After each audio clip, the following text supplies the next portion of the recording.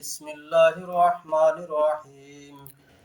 الحمد لله رب العالمين الرحمن الرحيم مالك يوم الدين إياك نعبد وإياك نستعين اهدنا الصراط المستقيم صراط الذين أنعمت عليهم غير المغضوب عليهم ولا الضالين আসসালামু আলাইকুম। আমি দেওয়ান মতিউর রহমান খান, বাংলাদেশ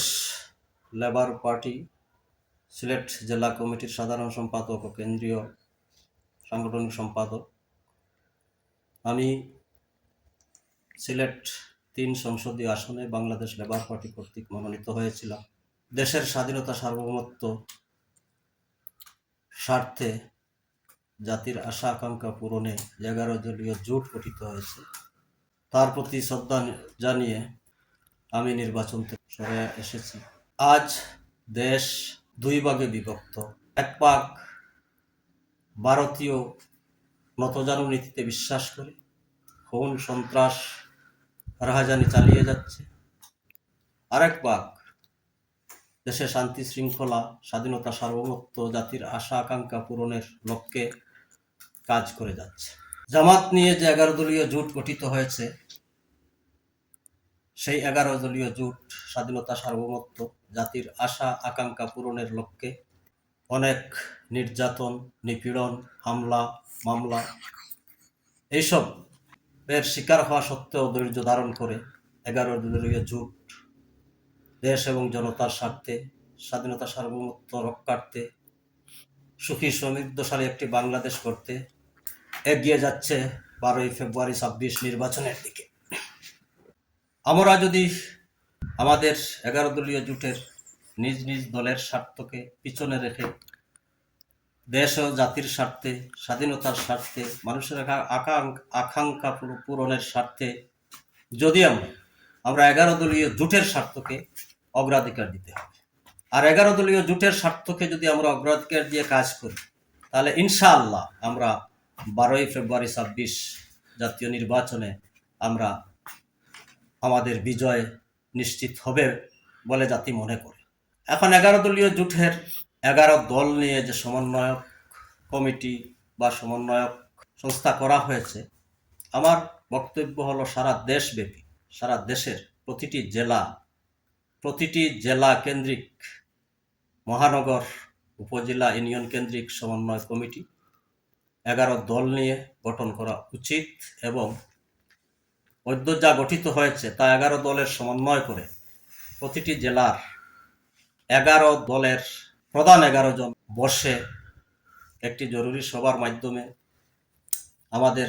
আগামী যে কয়েকদিন আছে নির্বাচনের 12ই ফেব্রুয়ারি পর্যন্ত আমাদের কাজ, দিক নির্দেশনা, কর্মসূচি আমাদেরকে দিতে হবে। এই জন্য আমরা এখানে বসতে পারলে এক জায়গায় আমরা প্রতিটি জেলা, বিশেষ করে আমি সিলেট জেলার কথা বলছি, সিলেট জেলার আমরা যদি সবাই 11 দলের সমন্বয়ক এক জায়গায় বসতে পারি, বসে আমরা উপজেলাকে দিক নির্দেশনা দিলাম, উপজেলা প্রতিটি ইউনিয়নকে দিক নির্দেশনা দিল, ইউনিয়ন প্রতিটি ওয়ার্ডকে দিক নির্দেশনা দিল, দেয়া যদি আমরা ঐক্যবদ্ধভাবে কাজ করি, তাহলে আমরা 12ই ফেব্রুয়ারি আল্লাহর ইচ্ছায় সফল দেখতে পাব। এখানে আমি লক্ষ্য করছি যে আমরা 11 দলের মাঝে কিছু ক্ষেত্রে আমরা দলীয় স্বার্থকে অগ্রাধিকার দিয়ে যে এলাকায় যে দলের প্রার্থী আছে এই এলাকায় আমরা এই দলের সব ঝাঁপিয়ে পড়ছি। এভাবে যদি আমরা করতে থাকি, তাহলে আমরা 12ই ফেব্রুয়ারি 2026 সফলতার মুখ দেখার চেয়ে ব্যর্থতার মুখ দেখব। এখানে আমার বক্তব্য হচ্ছে, আমরা জেলা 11 দলীয় জোটের সমন্বয়ক এক জায়গায় বসে আমরা যদি সিলেটের 6টি আসনে আমরা 11 জন অথবা একাধিক আমরা যারা দায়িত্বশীল থাকবো জেলা কমিটিতে, আমরা যদি ভাগ হয়ে যাই 6টি আসনে, যে জেলা কমিটি মূল 6টি আসনে ভাগ হয়ে গিয়ে প্রতিনিধিত্ব করবেন এবং এই জেলা সমন্বয়ক কমিটি নির্ধারণ করে দিবে যে কোন দিন কোন সংসদীয় এলাকায়, সিলেটের 6টি সংসদীয় এলাকার মধ্যে সংসদীয় এলাকায় কে যাবেন, প্রতিনিধিত্ব করবেন 11 দলের পক্ষ থেকে। এইভাবে যদি আমরা বন্টন করি, আমরা যদি 11 জন ভাগ করে 12 জন হয়ে যায়, 12 জন যদি আমরা ভাগ করে 2 জন করে একজন ক্যান্ডিডেটের পিছনে যাই 6 আসনের, আর আমরা বলি আমরা 11 জোটের জেলা সমন্বয়ক হিসেবে এসেছি, প্রার্থীকে বিজয়ী করার জন্য আমরা আহ্বান জানাই, আমরা আপ্রাণ চেষ্টা করি আমাদের নিজ নিজ দলের, আমার বাংলাদেশ লেবার পার্টি, আমার দলের যত নেতাকর্মী আছে সবাই যদি নিজ নিজ এলাকায় নিজ নিজ প্রার্থীর পক্ষে, 11 দলীয় জোটের মনোনীত প্রার্থীর পক্ষে যান প্রাণ দিয়ে কাজ করি, তাহলে আমার 11 দলের সব নেতৃবৃন্দ স্ব এলাকায় স্ব অবস্থানে যদি আমরা এইভাবে পরিকল্পিতভাবে কাজ করি, তাহলে আমরা বারবারই সফলতার মুখ দেখব। আর যদি আমরা এখানে দলীয় স্বার্থকে বড় করে দেখি, আমাদের মধ্যে জেলা, উপজেলা, ইউনিয়ন, আমাদের মধ্যে যদি 11 দলীয় জোটের সমন্বয় না থাকে, তাহলে আমরা 12 তারিখ সফলতার চেয়ে ব্যর্থতার মুখ দেখারই সম্ভাবনা। তাই আশা করি এই 54 বছর পর আমরা সেই দাসত্ব থেকে, ভিনদেশি দাসত্ব থেকে মুক্ত হওয়ার পথে এগিয়ে যাচ্ছে। তাই আমি দেশবাসীর প্রতি, দেশবাসী ও আমার প্রাণপ্রিয় সিলেটবাসীর প্রতি আমি আহ্বান জানাই, আসুন আমরা দলমত নির্বিশেষে দেশের শান্তি শৃঙ্খলার স্বার্থে,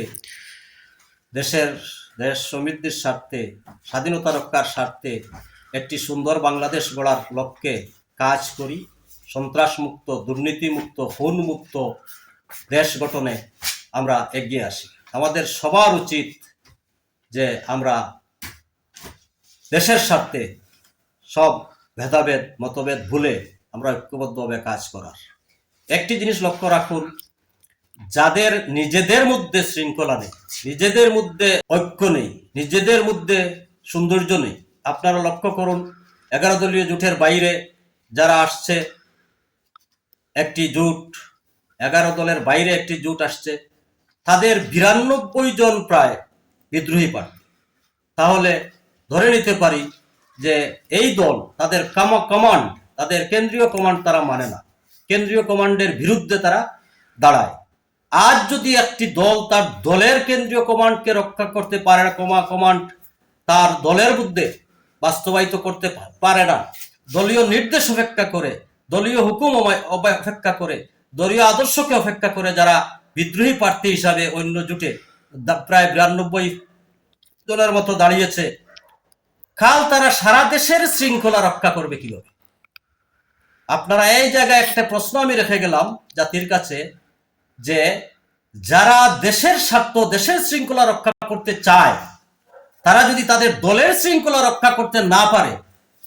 দলের মধ্যেই যদি বিদ্রোহী 300 আসনের মধ্যে যদি দুজনই বিদ্রোহী প্রার্থী হয়ে থাকে, তাহলে শেখ হাসিনার ডামি প্রার্থীর মধ্যে পার্থক্য কোথায়? আসলে তো ওই বিকল্প জোটে, অন্য জোটের 11 দলীয় বাইরের জোটের যারা 92 জন প্রার্থী দাঁড়িয়েছে, তারা শেখ হাসিনার ডামি প্রার্থী। আমি মনে করি